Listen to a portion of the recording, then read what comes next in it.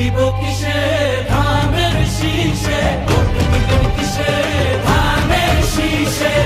মানুষের বুকে দাড়ি পাল্লা, খুলে দাও হৃদয়ে জানলা, জিতবে এবার দাড়ি পাল্লা। ৫৬,০০০ বর্গমাইলের এই জনপদে আবারও বেজেছে পরিবর্তনের সুর। রাজপথের উত্তাপ আর জুলাইয়ের রক্তঝরা বিপ্লবের পর বাংলাদেশ এখন দাঁড়িয়ে এক ঐতিহাসিক সন্ধিক্ষণে। চারদিকে সাজ সাজ রব, প্রার্থীরা ছুটেছেন ভোটারের দুয়ারে, আর সাধারণ মানুষের চোখে নতুন ভোরের স্বপ্ন। তবে এবারের এই যাত্রা কেবল অভ্যন্তরীণ নয়, বরং বিশ্ববিবেকের তীক্ষ্ণ নজরদারিতে বন্দী ঢাকার রাজপথ। গণতন্ত্রের এই অগ্নিপরীক্ষায় উত্তীর্ণ হতে বাংলাদেশ কি পারবে আন্তর্জাতিক মানদণ্ড রক্ষা করতে? এই প্রশ্নই এখন ঘুরপাক খাচ্ছে বিশ্বমঞ্চে।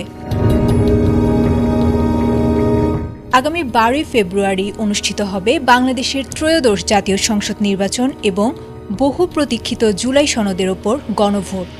অন্তর্বর্তী সরকারের অধীনে এই নির্বাচনকে ঘিরে আন্তর্জাতিক মহলে ইতোমধ্যেই তৈরি হয়েছে ব্যাপক আগ্রহ। সম্প্রতি জাতিসংঘের নিয়মিত ব্রিফিংয়ে মহাসচিবের উপমুখপাত্র ফারহান হক বাংলাদেশের নির্বাচনী পরিবেশ নিয়ে সংস্থার অবস্থান তুলে ধরেছেন অত্যন্ত স্পষ্টভাবে। জাতিসংঘের পক্ষ থেকে জানানো হয়েছে তারা বাংলাদেশে একটি অবাধ ও সুষ্ঠু নির্বাচনের অপেক্ষায় রয়েছে, তবে সংস্থাটি সবচেয়ে বেশি গুরুত্ব দিয়েছে নিরাপদ পরিবেশের ওপর।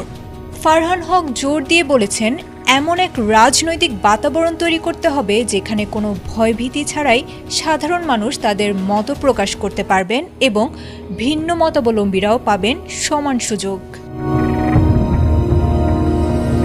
এদিকে আন্তর্জাতিক এই চাপের মধ্যেই বড় ঘোষণা এসেছে কমনওয়েলথ থেকে।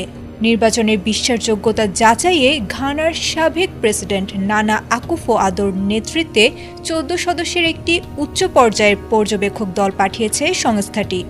এই দলে রয়েছেন আইন, গণমাধ্যম ও নির্বাচন বিশেষজ্ঞরাও।